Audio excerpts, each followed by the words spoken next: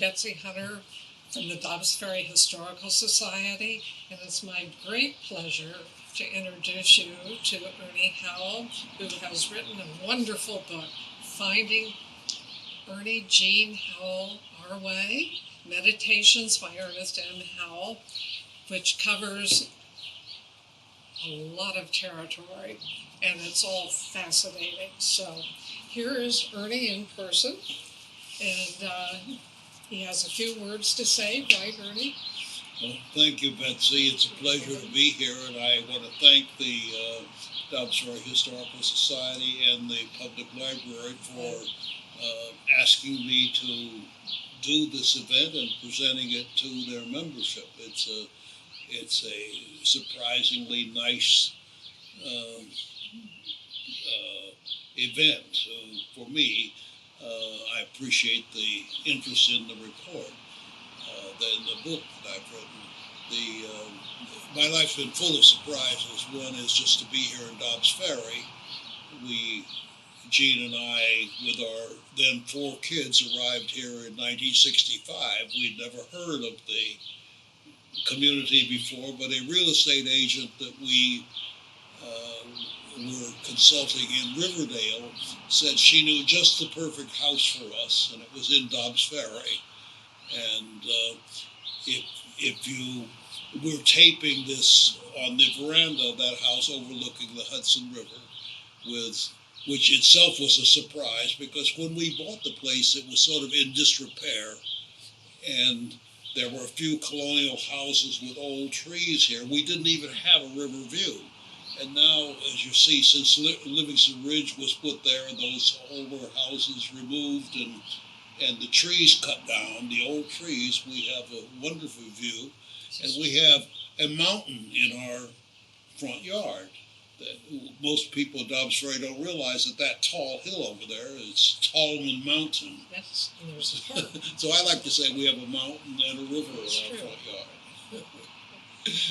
But that said, the book was not written so much as a book, but as meditations on different subjects over the years.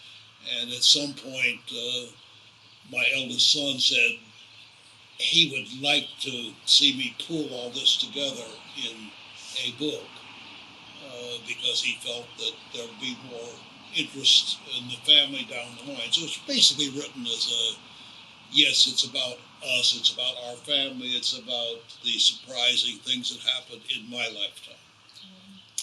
Well, Ernie, I wanted to ask you, do you know how far Davenport, Iowa is from Dobbs Ferry? It's approximately 1,100 miles. Huh. I have from Wikipedia 959 miles, and they say you can drive this in a convertible in 13 hours and 43 minutes. I sincerely doubt that. You would have a police escort, I think, but that's what they say. So I would really like to talk to you and hear about your career that took you and Jean and kids as they came along. There are 5 around the world, just doing amazing things.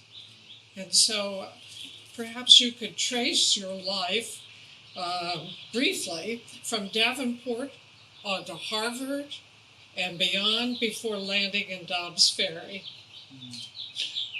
The first surprise in my life was that when I visited my brother Lawrence at the Iowa State University where he was studying, he was living in exchange for light housekeeping with a Professor Allen, the head of the mathematics department at Iowa State. And Professor Allen asked me, I was then 16 years old, where you plan to go to college? And I said,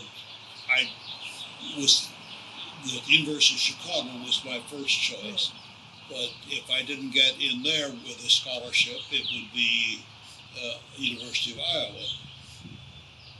And he said, he drilled down, what are your grades? And I admitted they were like A, etc. He said, why don't you go to Harvard? And I said, I never thought about it, but I'm sure they wouldn't take me. He said, I'll write them a letter. So he wrote them a letter, and I sort of forgot about it, but in a few days I got an application from Harvard, and I saw that it only required $5 filing fee at those, that was 1942, only $5 filing fee, and I didn't have to do anything except take the college boards, which I was already planning to take. And so that was it. I went on and applied to the University of Chicago. The first letter from them was, the only letter from them was, well, Mr. Howell, you're admitted, but there's no question of giving you a scholarship. And if you come here, you'll have to work darn hard to keep a C average. Well, that was very disheartening for a 16-year-old to get. But then the very next day, I got the letter from Harvard admitting me, giving me a scholarship, and assuring me of a job bussing dishes in the student union that would be enough to keep body and soul together while I studied. So that I was off to Harvard, no question. Got on a bus at age 17, just barely. $19 to go from Davenport, Iowa to Boston. They didn't know where Cambridge, Massachusetts was out there. They said, well, just take a ticket to Boston. I'm sure they can tell you how to get to Cambridge from there. I hope they did. Obviously they did. Well, that was the beginning of things. And then, of course, this was 1943, and I knew that there would be military service ahead. I prepared for that by trying to do something to be useful in the war effort. And so I thought about studying Chinese or Russian. They were our allies at that point.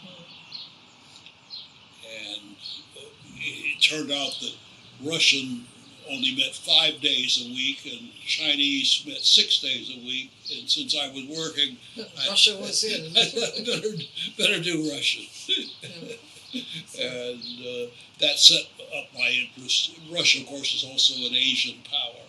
It set up my interest in Asia, especially. And by the time I was drafted in the Army, I had already finished the equivalent because it was a very intensive Russian course. The war years, everything was in Russian. And this was a graduate level Russian class, so to expedite things. I had the equivalent of a year and a half of Russian under my belt before I went in the Army. And then? Well, I came back afterward, majored in international affairs, was very active in student activities and campus activist, I suppose you'd call, which led to my being appointed eventually to a consulting role to the State Department of the United States under UNESCO, the United States National Commission for UNESCO. And that led, after several years of that, led to Harry Truman appointing me to the delegation from the United States to a major UNESCO conference in Florence, Italy, where I enjoyed the hospitality of the Italian government for a whole month, along with the other delegates to the conference in Florence. We met at the Palazzo Pitti and had the free rein to all the cultural events and so forth. It was a lovely experience. And in connection with that, I also did some travels for youth organizations in Germany and Turkey and so forth. And all of this whetted my interest in international affairs. You really had a good introduction, didn't you? So then the UNESCO Secretary General, who was Luther Evans at that time, a guy who had also been on the U.S. National Commission with me. He was the Librarian of Congress before he went to UNESCO. And incidentally, a friend of, I much later found out of Mr. Cohen, the guy who owned Oceana Publications here in Dobbs Ferry. But UNESCO, under his leadership, invited me to become an American consultant on a conference for youth leadership in Asia in Japan in 1953. And that's where my interest in Asia really blossomed. Well, my goodness, that was a good start, wasn't it? So, and how have you found that some of these things from your early work influenced how things laid out for you as you continued in your career? Because you went from there to, when did you join the Asia Foundation? Yeah. Well, it was a result of seeing the Asia Foundation at work while in 1953-54, I didn't mention before that I had the State Department, after the UNESCO conference in Japan, asked me to stay in Asia for 6 months, going around doing the lectures and discussions with Asian youth leaders in Singapore, Malaysia, Vietnam, India, and Pakistan. And in all of those places, I was seeing the Asia Foundation at work. So when I came back to the United States, I said, hey, I want to work with you guys. And fortunately, from my youth days, I knew a couple people who were already working for them, the Asia Foundation. So it was an easy move to that. I became an assistant to one of these fellows. His name was Lyman Hoover in New York first, and then Harry Pearson in San Francisco. And then I spent the next 10 years working on what is essentially institution building in the new countries of Asia, and lived and worked in Ceylon, in Malaysia, Singapore, in Pakistan, East and West Pakistan, now Bangladesh and East Pakistan, and in Vietnam, where that was my last assignment in Asia, because I happened to get in the way. I visited the American Embassy on the wrong day, the day the Viet Cong blew it up, and I lost an eye. And that's when I came back to the United States, and the Asia Foundation assigned me to be their representative in New York. So I went searching for a house to live in, and that's how I ended up in Dobbs Ferry. Yes, you did. And meanwhile, you also had met Jean.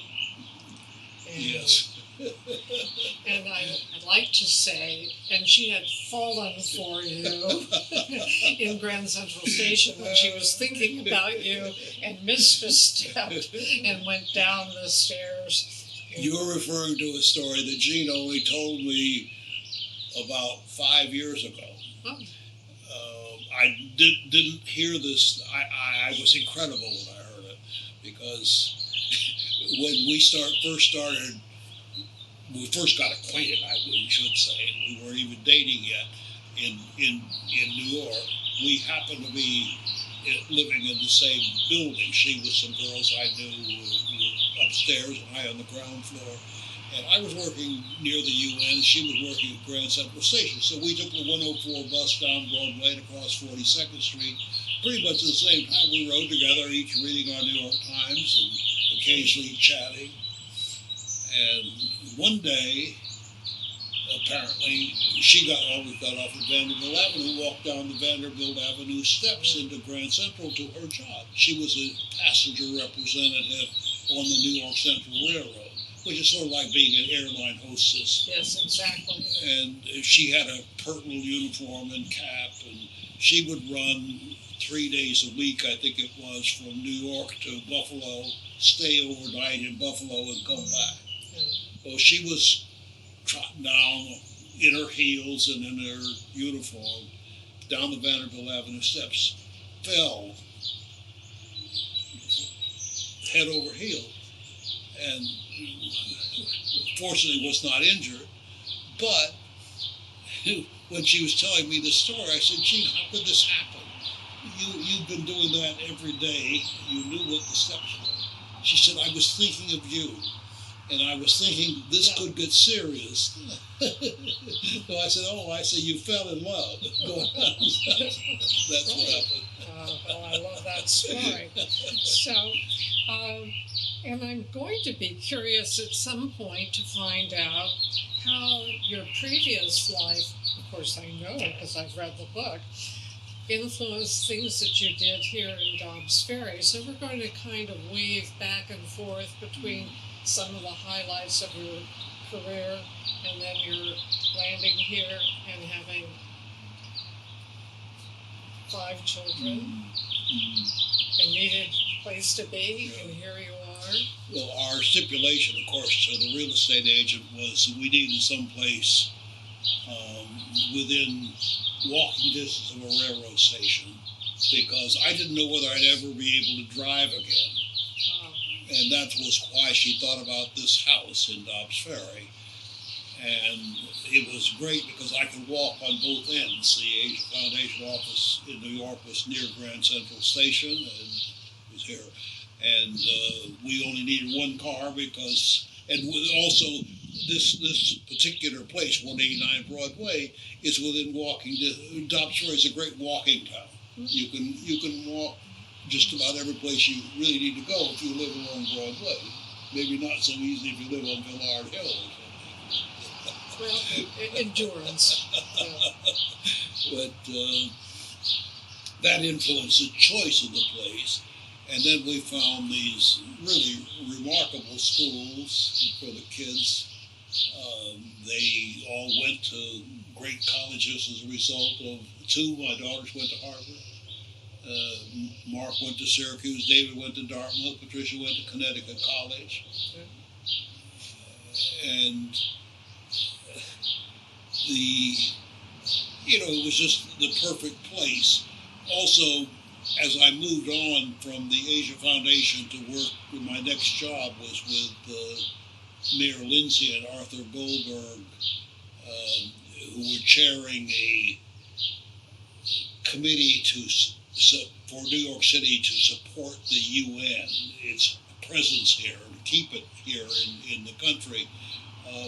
I found that I was increasingly involved with just the host country facilities to make all the delegates of the United Nations, all the employees of the United Nations feel welcome in New York. And that sort of triggered my thought about trying to make more and more American communities friendly and hospitable to. Right. And I got involved with the civic activities in the community because of that. Right, and of course that gave, well actually the picnic was born back in California on Simpson Beach, right? Mm-hmm. But transported here. Partly with that in mind, to help at least to show not by yakking, but just by hospitality, mixing people from different countries, races, religions, and generations. That was an important part of a picnic. Bring your mother, bring your father, bring your kids, right. Bring your whole family. And if you have any guests, bring them. And that the picnic was built on that. And we were particularly gratified when we, after the 52 years, we decided we can't do the same work because we're getting a little over the hill, even with the help of our grandkids and children. We were ready to stop. And the Historical Society, a number of whose members come to the picnics, as you know. There's a picture in the book of you at the picnic. Many of the people said, well, why don't we continue it at the Historical Society? And so we have a porch, we have grass, and you're about the same distance from us. We have a river view. Right. And so that's how it started, and we're glad to be supportive of that effort. We hope it will go on for years, and we hope that the Historical Society will use it as an opportunity to continue the thrust to make Dobbs Ferry a welcoming community to people from all over the world and of all races and nationalities. That's one reason the real estate person recommended it to us in the first place. And it's only grown to be more open and friendly and more supportive of different people over the years we've been here. And the good thing is that everybody eats, and it used to be in past history, decades and decades ago, that the statesmen would be gathered together over a meal. You can think of a number of those, and you've probably attended a number yourself. Mm-hmm. And food is a great harmonizer. Mm-hmm. Everybody eats. So Exactly. I think the Howell picnic will go on and on. I don't know if we'll have, pandemic aside, I don't know whether we'll have your knack for never having it rain on Memorial Sunday.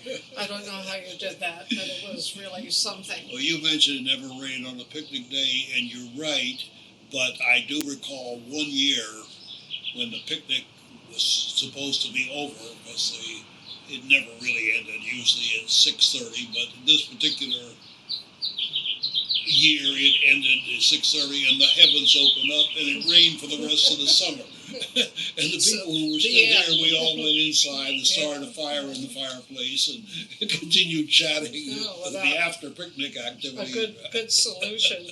So, well, I was struck by how your father taught you how to do a number of construction things, which has come in very handy here.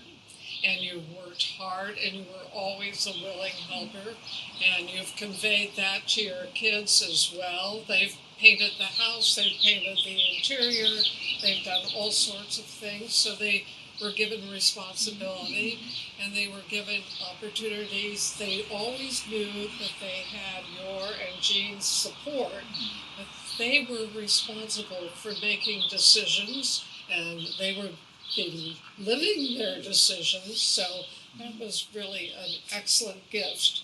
We're very proud of what the kids have done in their lives. I think they would look back on it and tell you, growing up, I worked them pretty hard, just like my father worked me hard at doing things and doing chores. But I never would have I wouldn't have been able to buy this house at that time if it hadn't been in relative disrepair. It had sat on the market for several months, I don't know exactly how long, because Sidney Carroll, the owner, was commuting back and forth from here to Hollywood, had no time to do any of the chores. And it took somebody with the skills that my father had taught me to see the possibilities in the house. And Jean's father, by the way, I don't think I mentioned this in the book, was the president of a construction company in Boston, and the one that built the Christian Science Monitor reading room there, and several buildings at Harvard and MIT. And Gene was a little bit afraid he wouldn't approve of the house because it was in such disrepair. So on his first visit, he loved the place, and she was so relieved because it's been made with fine materials and it's got great possibilities. He even pitched in and rebuilt the bulkhead for his engineering skills. He was retired again. Well, and he had designed and built a cottage in East Harwich, right? Right. Harwich Fort. Okay. Right. Lincoln Avenue and Harwich Fort. Okay. So he wasn't just he somebody who's going. He was a self-taught. He never finished college. Because he was kicked out of, he didn't start college. He was kicked out of high school because he wouldn't apologize for an accident he caused in a chemistry class. He was kind of stubborn. Okay, so that was a learning lesson. He started as a timekeeper with this same firm, Aberthon Company, which is now part of Cabot Forbes, but he worked up from being timekeeper in a project up in Nova Scotia to being the president of the company. And I do know that you had some great parties here for your kids. Parties for your kids. Oh, yes. Yeah, that comes back to Dobbs Ferry. Right, we are back to Dobbs Ferry. It was for teenagers, when my kids were teenagers, it was the event to come to on New Year's Eve.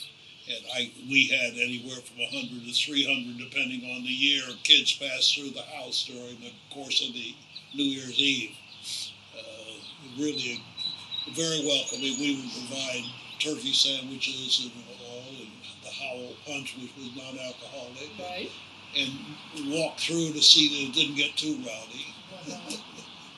And you were prepared, but I don't think you had to do it very often to give someone a ride home if that was necessary. Exactly. And I do love the fact that it was, as I recall, the police chief, child, Mr. Coffee, and right. His daughter was.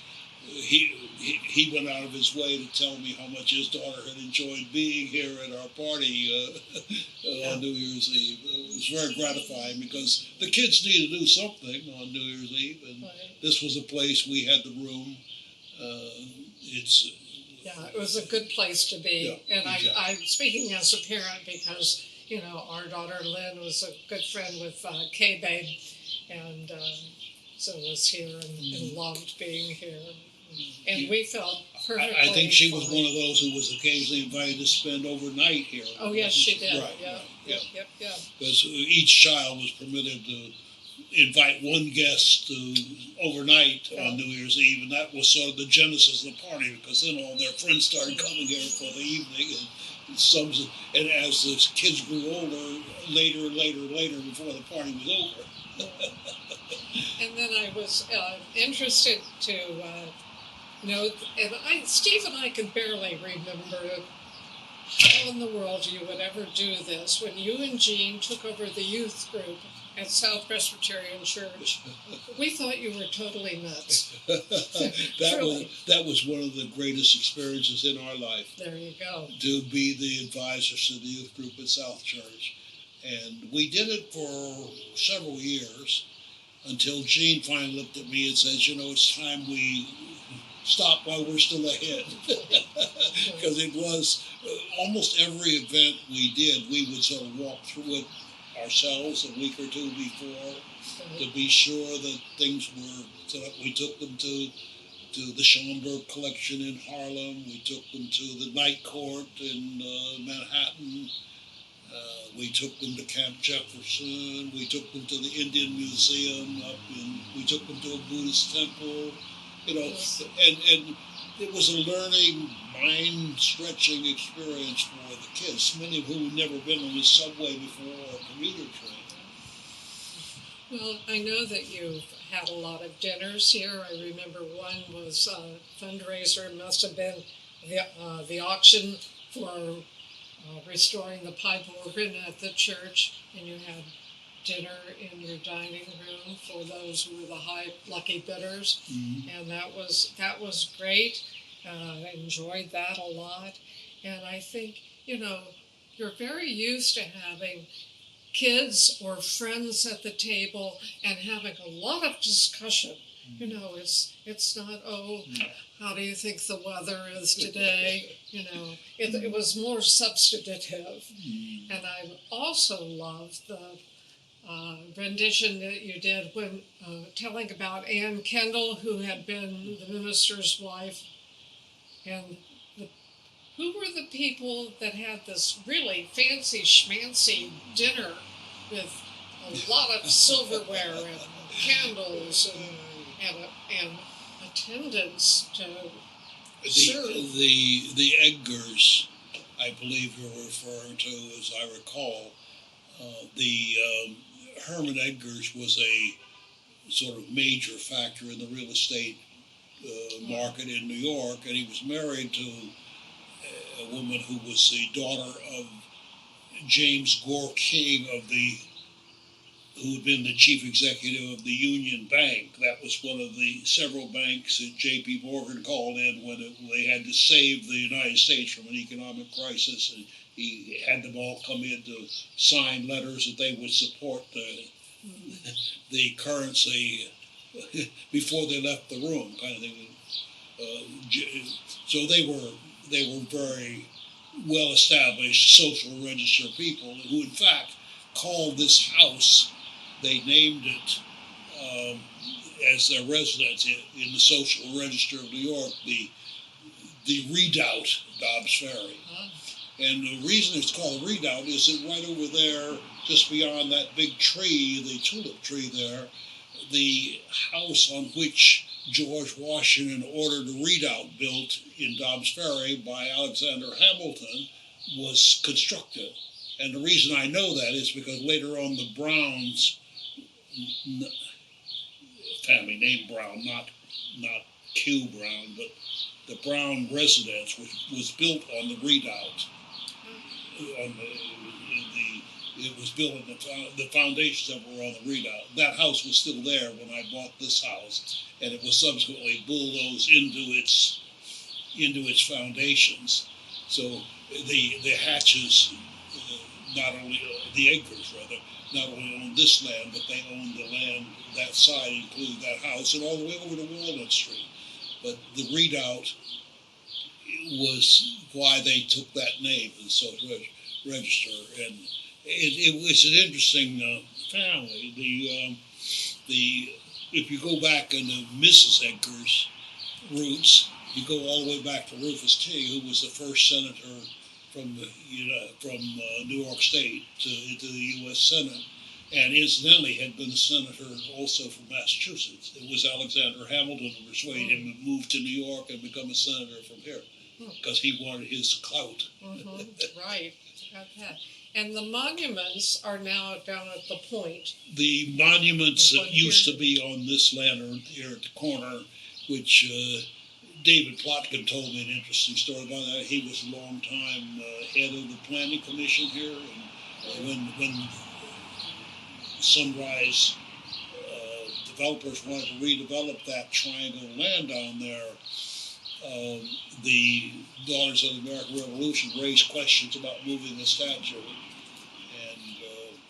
and Plotkin persuaded them to.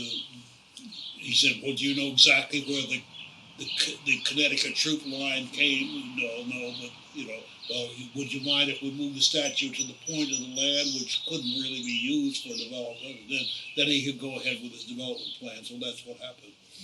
So, well, changes do happen, don't they? Boy. I was wanting to know a little bit about, you had a connection with the Y at one point? With the Y? YMCA? YMCA, yeah. Well, this is sort of ancient history. I don't want to spend too much time on it, but the YMCA had a student division which traditionally followed young men to the college campuses and worked with them during the early years of American college education. It continued for many years until the students themselves decided to disband it sometime in the 1960s or 70s when they felt it wasn't necessary any longer. But at its height, it was the largest student organization in the country until we helped form the United States National Student Association after World War II. I helped to do that. There's some talk about it in the book, but that became important. Now, the YMCA still exists with local chapters in a number of campuses, and some are quite active, the most active one being the University of Illinois, for example, and Berkeley, California has a very active one, but the national structure of it is gone. Yeah. And of course, we've seen that the Y in Tarrytown has been sold, but the good news is, I think, it's going to be used for affordable housing, which is really, I think, at the heart of the Y concept. So that's really good news. And the Y in White Plains is also up for sale. I don't know what's going to happen there. The YMCA still exists as a potent force. It's just the student division, the college division, does not exist any longer. But the Y has not only domestic work, they have a big international program.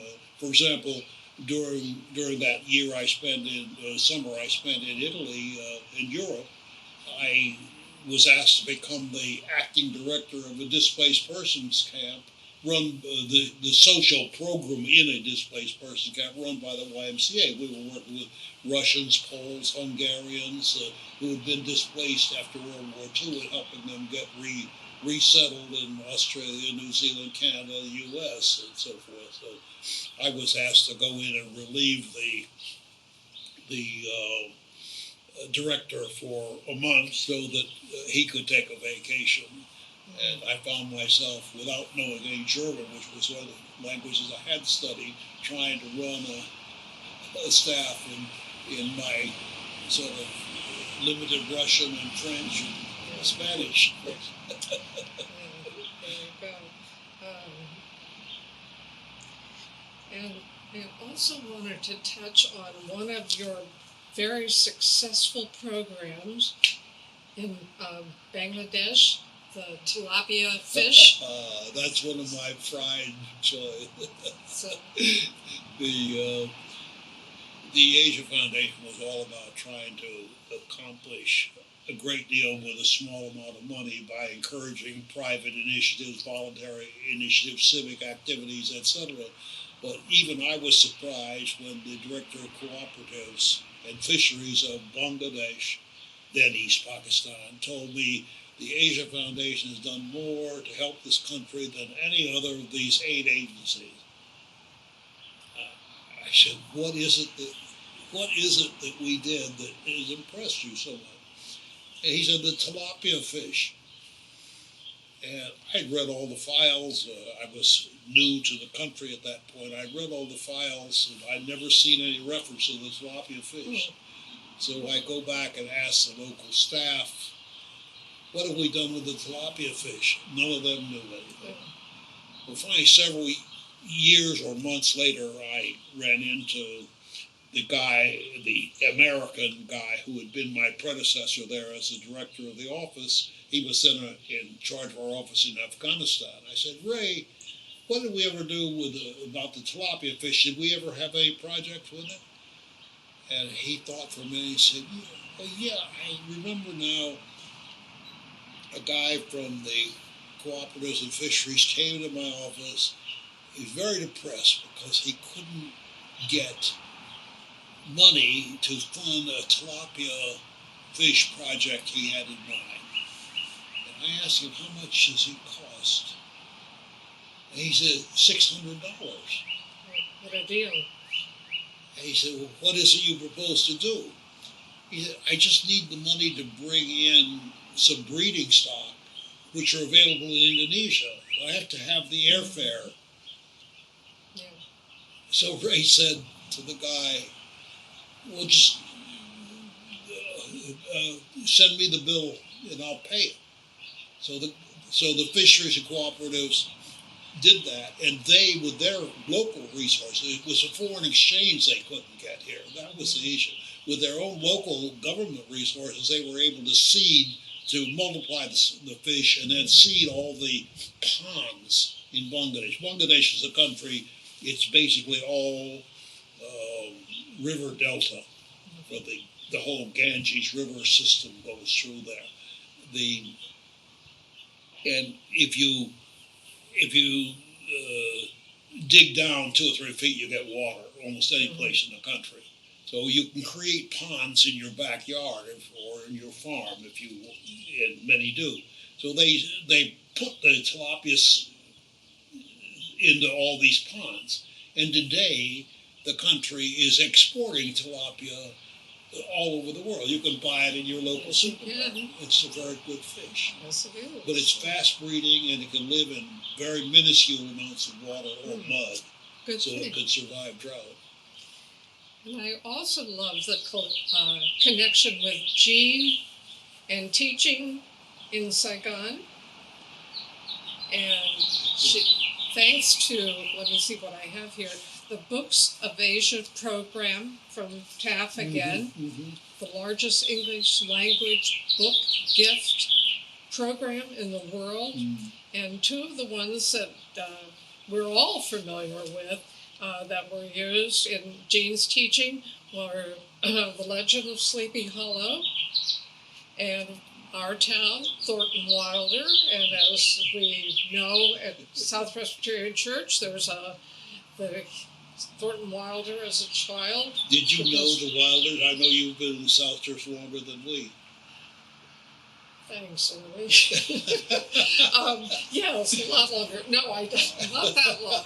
Not that long. No, but I did know that there was the little tyke running around and wreaking havoc.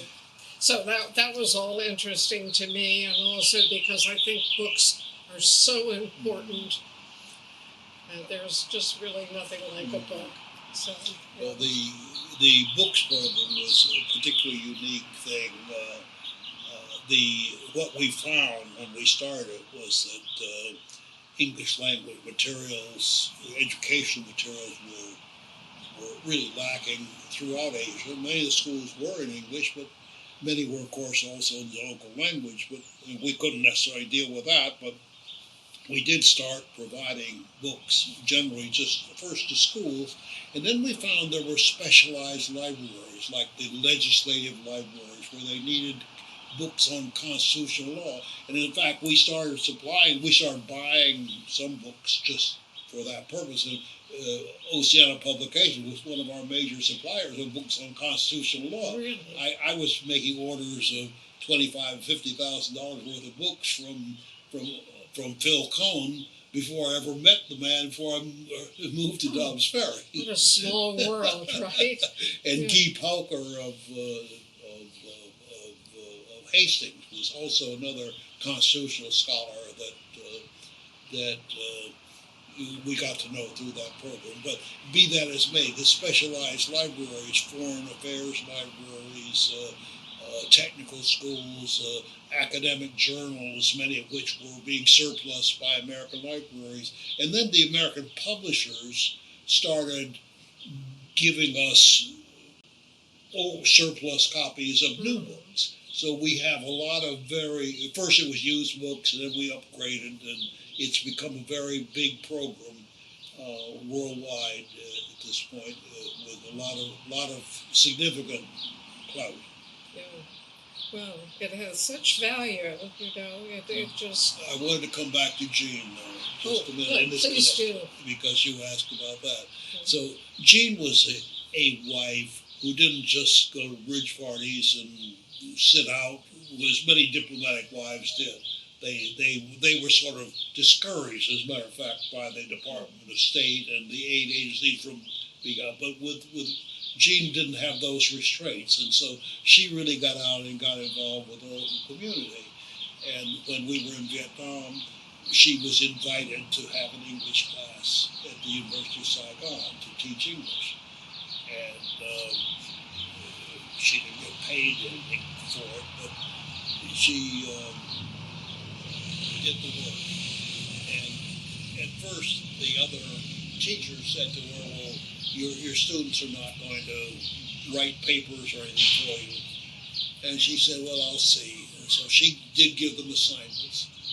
And she spent time correcting the assignments that were fulfilled, where she had them handed in. And when the students learned that she would actually spend this time and give them comments and suggestions for improving their writing, give them feedback, they started flooding her with papers. The other local Vietnamese professors were underpaid and probably working 2 or 3 jobs to keep heart and soul together. And so they didn't have time to correct the papers.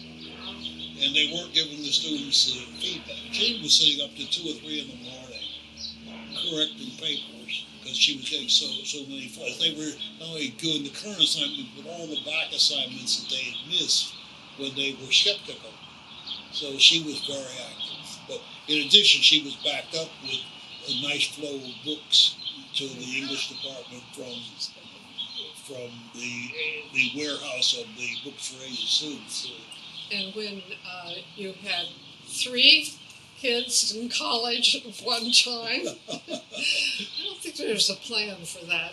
then Jean started commuting into New York, and she took a job there, and that was extremely helpful. You know, she always tried to work to help the family budget, and I'm sure you remember Gisela Knight Oh, yeah. and Gail Partoya. Yes. They were both active in the community here. Both of them, Gisela Gisela was mayor and at Gail, one time. Gisela Gisela was was mayor, mayor, right, yeah. right. Both of them did indexing for the New York Times, and they taught before Gail went back to work, or Jean went back to work full time. Gisela was the one who taught them both how to index, and they were indexers for the New York Times, and earning a salary already. But when Mark, our eldest, started school, Jean felt that she needed more income and went herself for a short course, very intensive course at New York University, in computer programming, and that got her into the skills to be a computer software analyst. And incidentally, after she finished the course, very difficult to find a first job. And she pounded the pavement for that. And Mark, our eldest, who was our eldest son, who was an elder at South Church, Right. said, "Mom, why don't you ask Mr. Boucher, Yes. Boucher of South Church, who was an active member? He was on session, I think, at the time. He's in this area, and maybe he would have a suggestion for you." So she called Bert Boucher at his office, and he said, "Well, I don't have anything now. I don't know of anything, but come in and let me talk to you." And they made an appointment for several weeks ahead. And as it turned out, on the very day that she went to see Bert, one of his staff had resigned, and he needed a replacement urgently. And so he gave her her first job in that. And from that, she went on to become a very well-paid professional computer programming over the next few years. She worked for ASCAP and Sony Music, and retired. Even worked in her last few years, she was commuting from here to Indiana every week while caring for her mother, who was up in an extended care facility in Hopewell. Here on weekends, she was commuting every Monday. A limousine would come pick her up to take her to Newark Airport. She would fly to Indianapolis and then rent a car to go to her hotel in another city. And on Friday, she'd come back. But all getting ready for the year 2000. Remember the year 2000 scare when we had to update all the computers with that? Right. Yeah. So, well, I know that she worked long and hard. At that point, I was busy doing a lot of volunteer stuff, and so I would go grocery shopping at the Grand Union, which is now Stop and Shop. You know, it was well after 9 o'clock. It might have been 10 or something. And the person I would always run into was Jean. So it's sort of... Probably because you were a little shopping in the evening. That's right, exactly. So, she had a pile of stuff, I had a pile of stuff. Yeah, she would do her shopping after I got home from the office. Yeah. Anyway.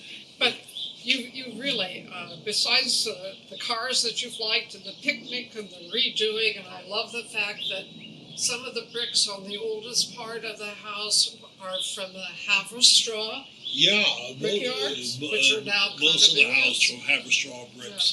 Yeah. Haverstraw was, as I'm sure you know, there was a brick center which provided many of the bricks for the lower Manhattan at the time.